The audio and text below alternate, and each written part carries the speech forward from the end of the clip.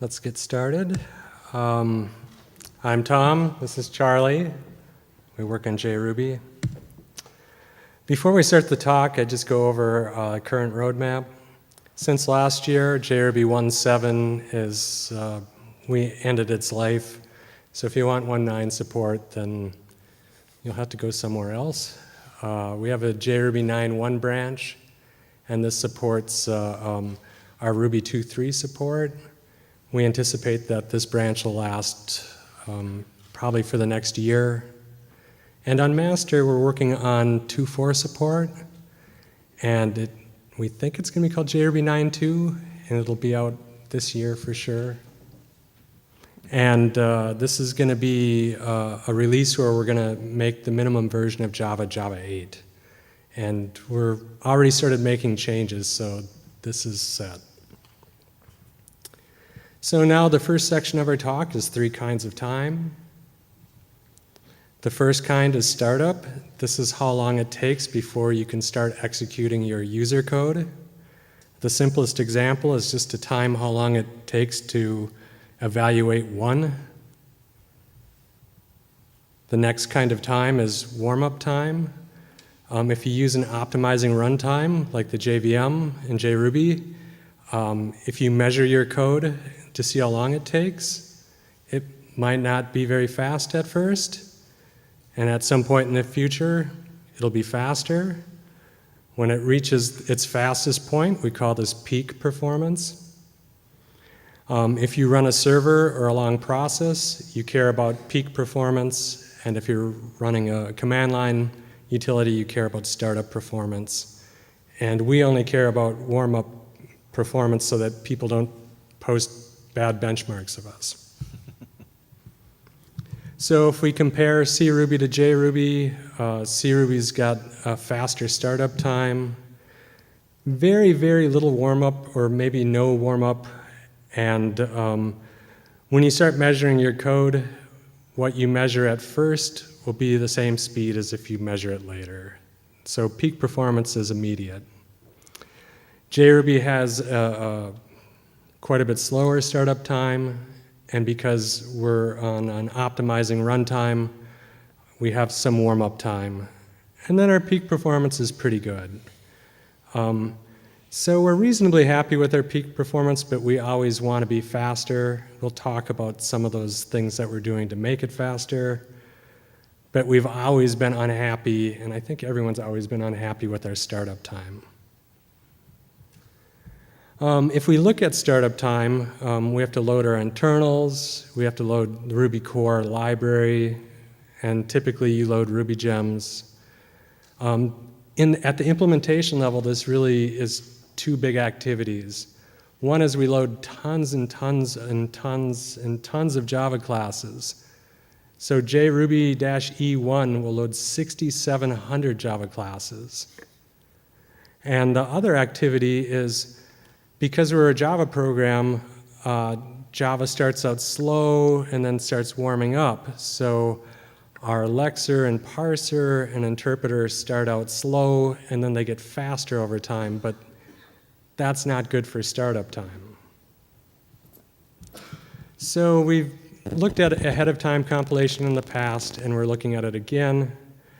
I should point out that later this afternoon, Kevin Menard's giving a talk on Substrate VM, which is another ahead of time technology that Oracle's working on, so you should go and see that. We're actually evaluating a commercial project called Excelsior Jet.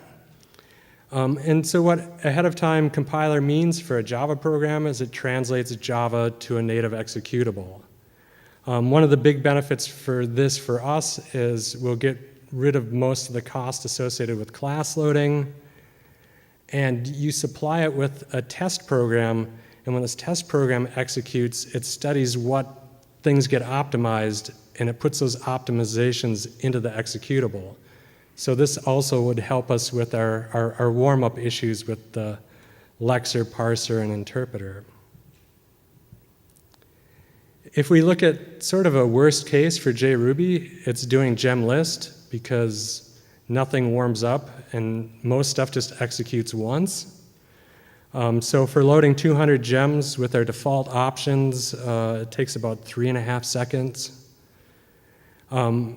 We disable some optimizations to get faster startup time with our --dev option, and you can see that drops to 2 seconds. Now with Jet, we're down to about 1.75 seconds, so it's a bit of a bump.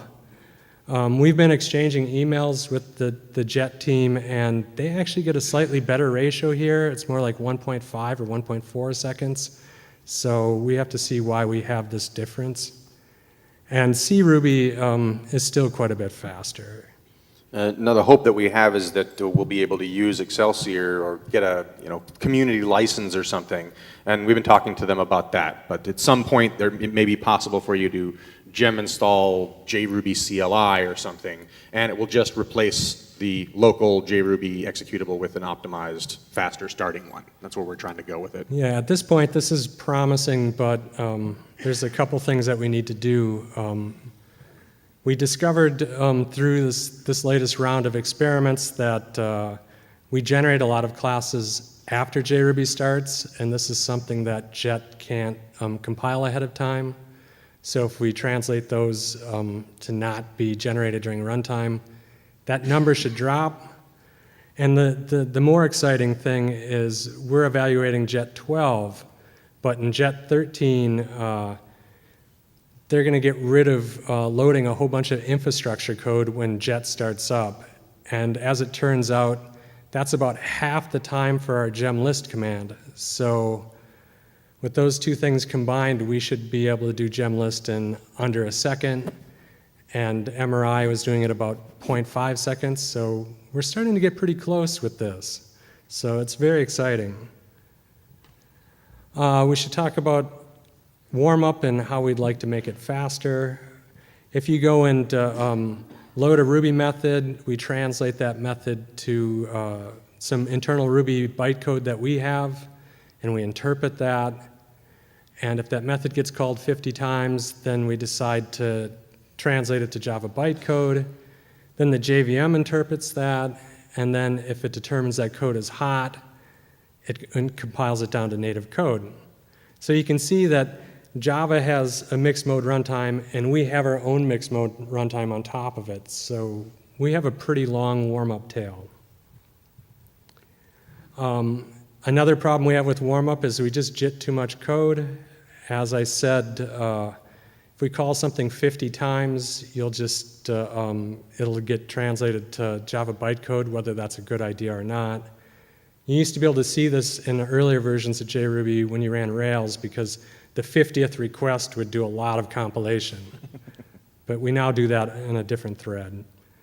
But by generating all this extra bytecode, we're changing the nature of our application, and the JVM has to account for all these differences. And it still figures it all out, and we get good peak performance, but we're giving it unnecessary stuff. Like if you, for the gem list, for example, which only runs for a couple seconds, if you turn on logging for our JIT, you'll see hundreds of Ruby methods fly by. Most that are going to still be interpreted by the JVM and never really warm up and get anywhere. So we're just kind of wasting time by compiling stuff we don't need to. Invoke dynamics, a great technology in Java for defining Ruby semantics. It's basically a set of nested functions that optimize incredibly well. And earlier on, we were using invoke dynamic a lot more, but we got some pushback from people with larger Rails applications that warm-up time was suffering. So we've had to back off, even though we don't want to. If we actually look at how the JVM deals with its code, it has this profiler in place that looks at what code executes the most, and it only compiles that.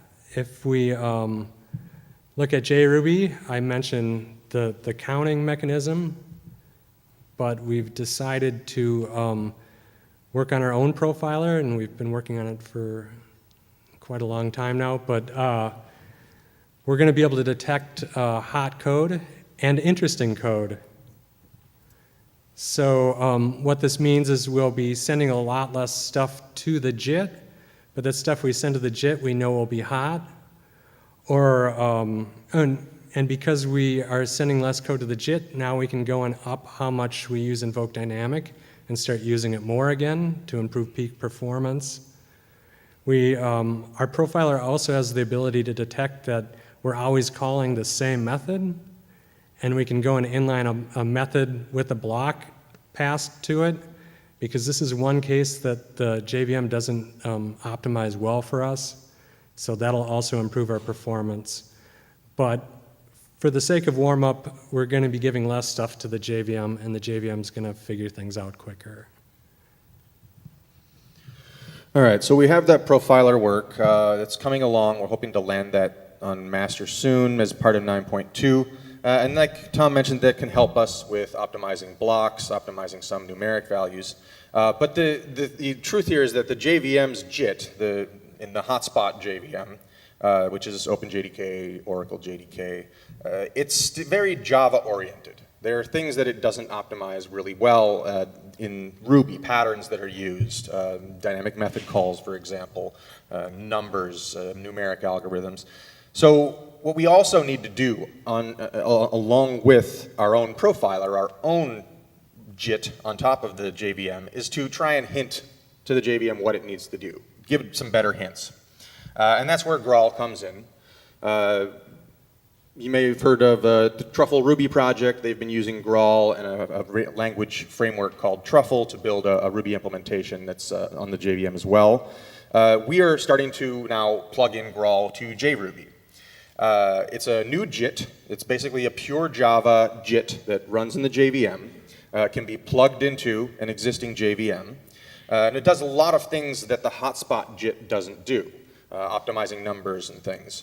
So with this pure Java portable JIT, we can start to make it more interested in Ruby, make it know how to optimize Ruby code. So hacking Graal into JRuby, it turns out to be actually pretty easy. There's a new interface, a JVM compiler interface that's part of the Oracle JDK, OpenJDK, and it lets us plug a new JIT in. The new JIT goes in place, hotspot doesn't do any more compilation, and then we can also add our own information to it. So JRuby can wrap around the Graal compiler, tweak the way that it's optimizing things, let it know how Ruby runs, so that we can actually get the benefits of the Graal JIT for Ruby without doing any modification to JRuby whatsoever. We just have to tell it how to compile Ruby better. So here are a couple benchmarks to show the status of these projects that we've got. We have something sort of like an array each, where we have a block, we're iterating over some values and yielding them back out. Now typically the JVM doesn't optimize this well. Even with the lambdas, closures that Java 8 added, it can't see through that intermediate method. It doesn't know how to optimize with that block of code. And so we can use our profiler to improve that. So here we go with some results of this. So JRuby in the JIT, we do decent, about 1.25 times as fast as CRuby. With Invoke Dynamic, it doesn't help a whole lot. Again, this is a pattern that the JVM isn't optimizing very well for us, and we need to do a bit more work. But if we do that profiling, we do our own inlining above the JVM, and then give it code it knows how to optimize, then things start to look a lot better. Now we're talking about doing this benchmark 5.5 times as fast as CRuby. We can add back Invoke Dynamic, like Tom mentioned, now that we're doing a better job of compiling. That brings us up more like eight times as fast. And then Graal also helps a little bit with some of the numbers and the optimization of the numeric part of this. But where Graal really shines for us is when we get into numeric algorithms, where we've got a lot of numbers, a lot of fixed num objects or float objects floating around. And the benchmark that we use to measure that is usually mandelbrot. So here we have JRuby with the JIT and Invoke Dynamic, about 3 times faster than CRuby. If we add in Graal, give it some hints about how to optimize our numbers, how to optimize fixed nums and floats, then things get very exciting. And this is just a tiny amount of playing with Graal that we've done so far, but it looks very promising, like we can tweak this JIT to really optimize Ruby the way we want it to. All right, so now we're on to the next section. We'll talk about some of our difficulties with compatibility. And I want to say all software is complicated, and Ruby's really complicated because it's so big. So we're just trying to retell our stories of the work we do with compatibility. We're not making any statements about JRuby. So the first major issue we have is underspecified Ruby. Between Ruby spec and MRI's internal test suite, we're doing at least 1 million expectations and assertions. We have our own regression test suite. Ruby gems, there's tons of people that have tests. We can pass all that, and still we'll get several bugs reported a week saying that we're not compatible with JRuby. Like this one. This is just a random example. It's like the last bug I worked on before I came to Japan. So someone was using YAML store, and they went and stored tutu, and then they tried to print out that key in a transaction block, passing true, and then it just returned garbage. It didn't return tutu. If you omit that true, it works. This is how all of our bugs are. So it took a couple hours to figure this out and get a fix, but the story was that YAML store extends Ruby standard libs pstore. They both share this open and lock file, and if that transaction is set to true, it sends some other flag and it sets the encoding to ASCII 8-bit or binary. Well, YAML's UTF-8 or 16, so that's weird. But we were aware of the encoding, and we were treating it like it was an ASCII 8-bit string. So we probably should have been throwing an error or something, maybe. On the other hand, in JRuby, it calls libyaml, and libyaml is a C program, and it just sends those characters to the library, and that library, as far as it's concerned, you're always just sending it UTF data. And it worked fine. So we match MRI on this. Is this our bug, JRuby's bug, both of our bugs? It doesn't really matter. Someone ran into this in the real world, and we have to fix it and make it match up with JRuby. Another example of underspecified Ruby. This is one that we recently just got fixed on Ruby Master, Ruby Trunk. A newer feature now that you can do a return at the top level of a script. So if you want to exit that script body without running the additional code. Say you decide halfway through that you don't have the right resources available and don't want to define the rest of the classes, you can return and escape out of the script. However, the way it was implemented at first was that it just immediately exited the script. And if you had ensure blocks, for example, around your return, they would not fire. And this is obviously not right, because everywhere else, if you have a return with an ensure wrapped around it, the ensure needs to run. But we went back and forth with Ruby core, we got it fixed up, and now this will work. So sometimes the bugs that we find, when I started to implement this and started to test it, the bugs that we find really aren't ours, and they require additional discussion. We have to go back to Ruby core and see what the missing bits are, and then build new tests for them. And in version 9.0 of JRuby, we already had this implemented without intending to. Yeah, it just ended up working. And so we did it the way it should with the ensures and failed the test because the test checked that we did not run the ensure, which turned out to be the wrong behavior. The other challenges we have dealing with compatibility is that a lot of code we need to implement is originally in C, and doing a straight port from C to Java often is a little challenging. We have direct pointers into the heap, pointers into memory, sometimes direct pointers to Ruby objects on the garbage collected heap. Outward pointing too. We have, we have out parameters that have no equivalent in Java other than passing an array box in or something. There's macros. Macros don't exist in Java, so we have to find a way to reproduce that behavior. Sometimes macros modify local variables. And then there needs to be a tricky way for us to do it in JRuby, because there's no out variables in Java. And then gotos, of course. There is no goto in Java. So here we see a couple different gotos. There's a great example in the encoding loop, the transcoding character loop inside the encoding subsystem in Ruby. It's a giant multi-level switch with gotos that jump all over it. And not only is that really hard to follow, but it's basically impossible to implement it that way on the JVM, and I had to kind of restructure it as a state machine. But these are the challenges. Taking C into Java often slows down our process too. And then there's just mismatches in the way things are abstracted in MRI or Unix versus Java. So we have direct file pointers, we have file descriptors always that we're dealing with on the Unix side. The Java side likes to hide that. We might only have a reader or a writer that can read and write. We don't know what sort of file it's attached to. We can't modify any of the file control flags and so on. Unix date-time behavior tends to differ in some cases from the time libraries on Java, which support multiple calendars and error correction and various time zone updates. And again, similar to the file descriptors, we don't have any way to do raw sockets on the JVM. So we have to sort of simulate the different kinds of sockets that don't exist. We can do a lot of this in Java, but unfortunately there's just some abstractions we can't really support. And we want to be a Ruby first, so we need a better solution for this.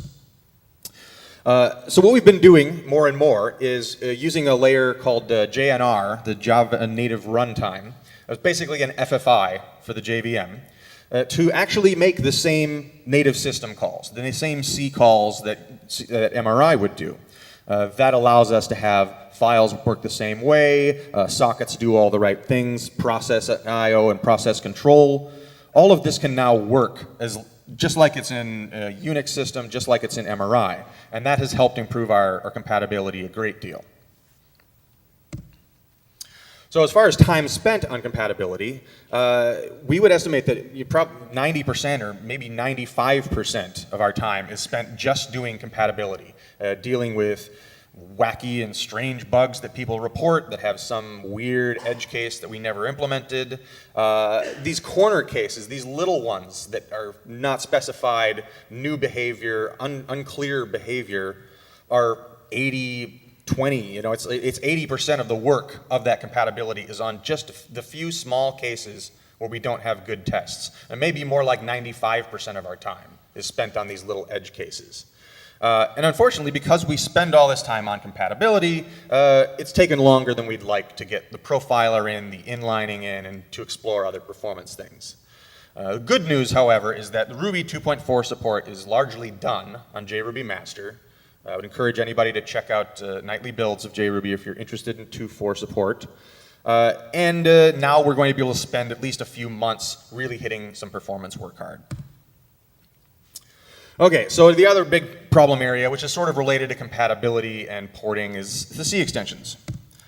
MRI runs on C. There are 34 extensions at least in MRI core.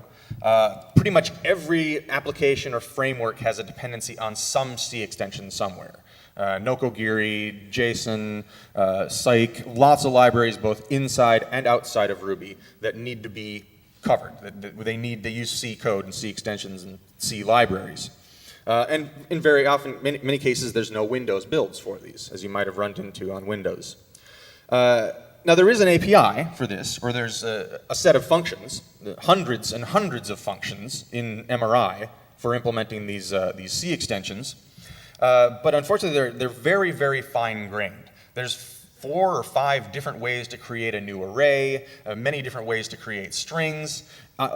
Essentially, all of the API that you see from Ruby, when you're calling arrays and strings, every single one of those has at least one and possibly multiple C functions that go with it.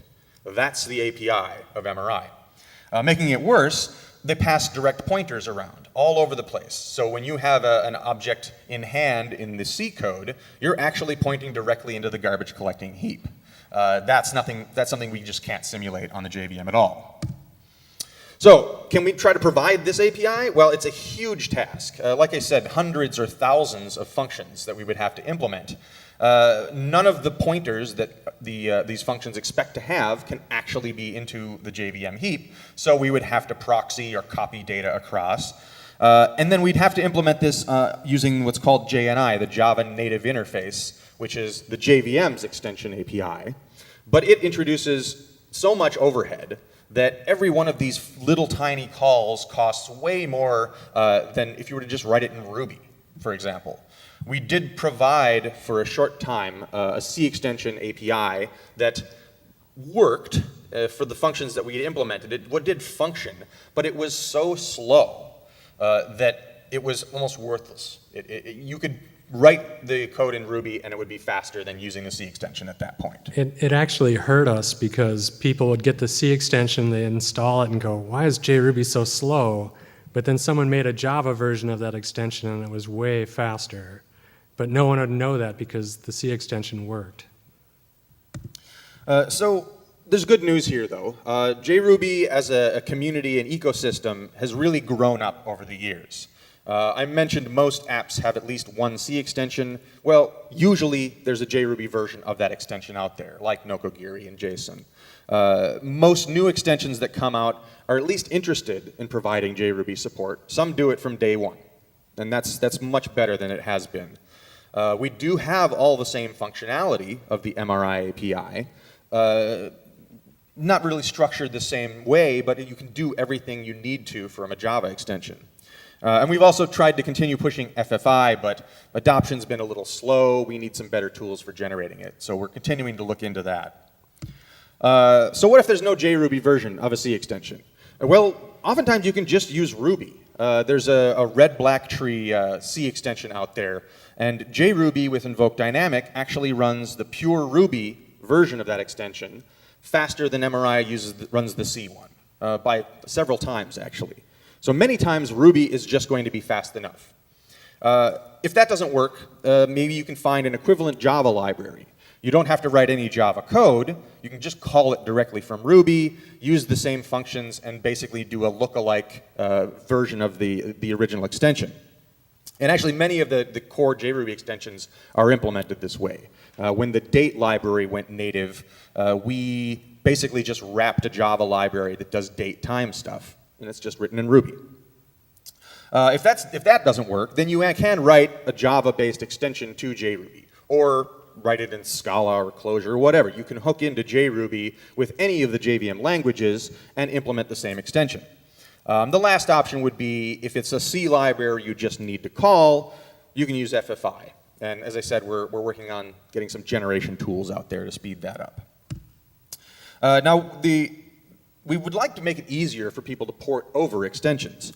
So the idea we have now is basically creating a lookalike API, an API that seems to be the same set of functions as in CRuby, but it's just running in the JVM running as Java code. At least make it a little easier, have a one-to-one match, so that when you port a C extension, you know exactly what function name you're looking for to call. We think this will really reduce the porting effort. So we take a look here at some of the functions in CRuby for manipulating arrays. We've got new, we've got getting an array reference, an index out of it, and so on. What this becomes, on the JRuby side, we still have the same names, but we have a Java API that you can just import the entire API, call those functions, and make it basically look like the same code that you would have written for the C extension. Should be a simple port at that point. Now, there are some advantages to this, in fact. Now, first of all, you'll notice that iRuby object is basically our value, our generic object pointer.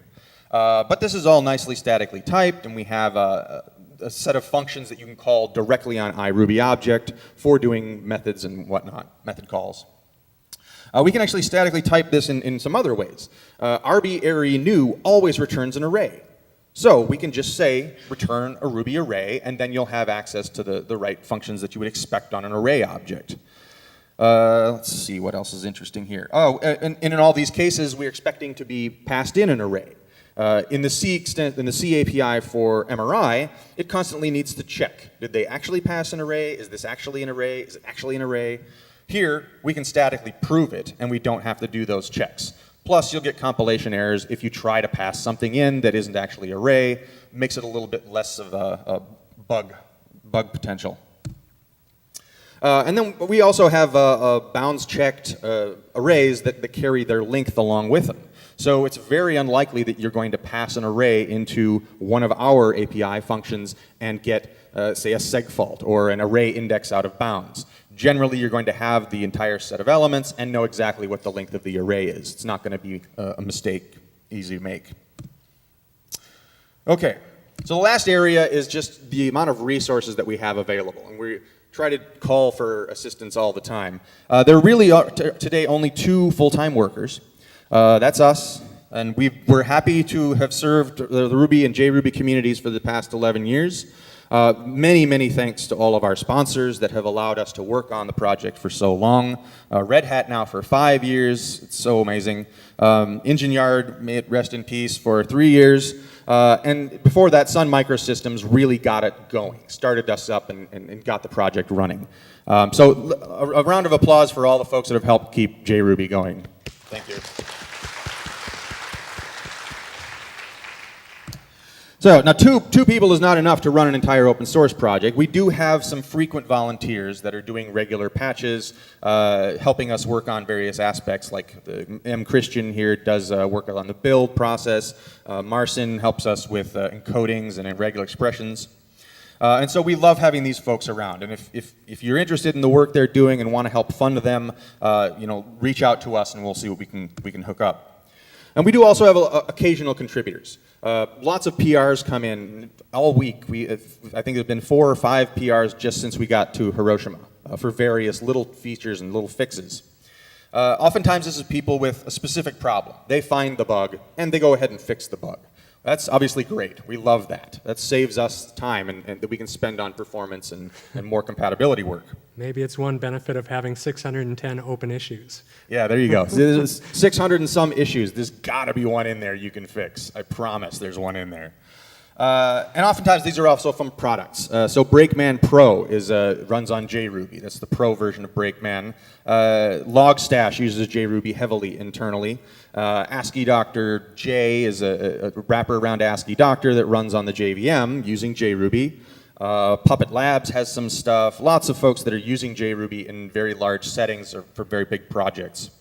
And over the years, we've had lots of contributors. 300 and some contributors historically. Right now, maybe 3 to 5 that we'll see active in a given month. And those names change quite a bit. So we definitely could use more help. Everybody here could help us with Ruby code or Java code. I want to walk through quick some things you can do. So there's a lot of non-development activities, soft activities that would be like triaging open issues, looking for bugs that have already been fixed, asking people for follow-ups if they didn't provide example code, just trying to do some of the plumbing of getting these issues dealt with. You can update our wiki, add to our documentation, find mistakes, and help us improve that. That's all very easy to do. And responding to questions and being active on social media. Being on Twitter, IRC, Gitter, looking for people that are doing JRuby stuff, and just helping answer questions, helping talk them through stuff. And then, of course, doing talks, coming out to talk about what you're doing with JRuby, trying out some experiments, and sharing it with the rest of the world. So if you know Ruby, and I would assume most folks here know some Ruby, you can also just write patches for JRuby in Ruby.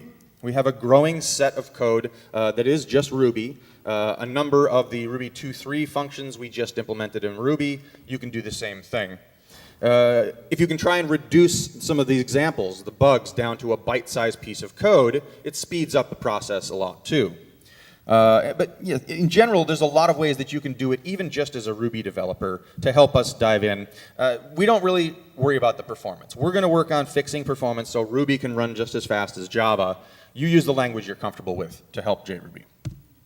Now, if you know Java, of course, there's a lot of internals that would be great for you to help with. There's the core methods, essentially the implementation of array or string or so on. The compiler as well could also use some work and some help from the outside. And it's helpful to know some C here, but it's really not necessary. Our code base is very clean. We try to keep our code readable, plenty of comments to help explain what's going on and walk you through it. And we're always available to help walk you through and teach you where things are. So we hope that you'll all get involved. We hope that you'll give JRuby a try. Let us know what you think, good or bad. We want to know all the things that people are doing with JRuby. Please jump on IRC or send email, get on our mailing list, and try JRuby out. We're doing a lot of work to make it the best JVM Ruby implementation we can. Thank you very much. JVM Ruby implementation. There's multiples. Yeah. Yes, do we have a few questions? Any questions about the work we're doing? Compatibility, performance? Right there. Hello, thanks for a nice talk. As always, as it goes with JRuby, wanted to ask about refinements, when they will properly work on JRuby. Is there any plan of that? So refinements. How many people are using refinements in code? That's about what I thought. You and that guy over there. We don't dislike refinements, but they are a very tricky feature to implement with the way the JRuby runtime is structured. What we'd have is largely working at kind of a Ruby 2.2 level right now. Ruby 2.3 and 2.4 have expanded the scope of refinements so that reflective methods now will pick up refinements and so on. It's tricky for us to get all that to work, but we're hoping for 9.2 to at least iron out all of the tests that are in JRuby. The behavior that's specified, we'd like to have done for 2.4. And hopefully, as we go through that process, I think it's been, the specification of refinements has clarified much more in the past year or two. I think it'll be easier for us to meet the requirements now. Yes, thank you. Because for me, I feel like refinements fell into like a negative response loop that nobody uses them because they are half-baked and they are not refined themselves because nobody cares. And for me, it's important that they would make their way into JRuby. As for gem author, I love refinements but can't use them in gems because I want to support JRuby. So. Right, thank you. Yep, thank you. Other questions?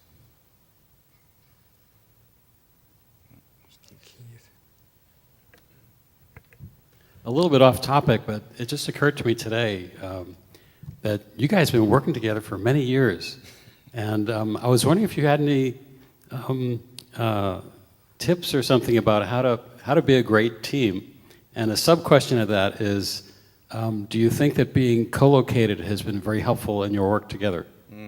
Well, yes. Well, we drink a lot of beer. Yeah, that helps. That was my joke. So it helps if you think alike as well. So Tom and I actually worked together years ago at the University of Minnesota on for a couple years. Worked on a project there to replace all of their student registration and so on. And as part of that, we actually lived in Vancouver for a few months. So we've been hanging out and working on stuff together for almost 20 years, on and off. I don't know, I guess we both just kind of have the same kind of interest in the JVM. We like to take on these challenges. I came into JRuby entirely accidentally. I was at a Ruby conference, I thought I loved this language, and then I looked up the project. Turned out my old friend Tom was working on it. It was just a magical thing that we ended up back together working on JRuby, and so for 11 years we've continued to do it. If JRuby was a user interface project like Firefox, we wouldn't still be working together. The fact that a language implementation is really well defined means there's a lot less conflict. Right. I mean, we don't have to really argue about how a particular feature is supposed to work. We can look at JRuby and we know exactly how it's supposed to work. And then we can argue about how to implement it. But that's much more fun. Yeah, we have fun arguments. Thanks. Oh, and the co-location thing. Yeah, it is very nice that we're able to get together occasionally and talk through stuff and hang out. We probably wouldn't make as much progress if we weren't both in the same city. Question. So this is not a question about the for the language developer, but what's the best way to package JRuby application?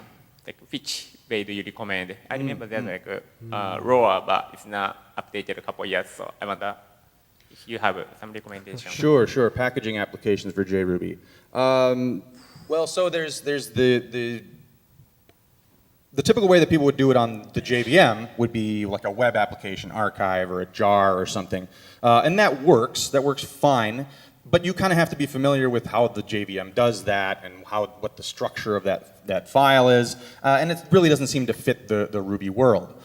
Usually what we recommend is just package it like you would package a Ruby application, but we have the advantage that there's no compiling needed. So you could take an entire app, zip up and package all of the dependencies, all of the libraries and extensions, and then just unpack it anywhere and run it. It'll just work that way. There are tools like in Warbler, which can make a JVM WAR file, a web archive, but it can also just create a complete jar of your application that you just run. So java-jar and that file will be the entire application and all of its dependencies. Lots of folks are using that for deploying small services out to servers. If you're making a commercial application, a lot of people just end up getting something like install for J or something that'll generate an MSI on Windows and then an RPM for Fedora and whatnot. So it's not a super solved space. Packaging is one of the greatest, ickiest things in software. Yeah, thanks. Okay. Thanks. All right, thanks you. Thank you. Packaging.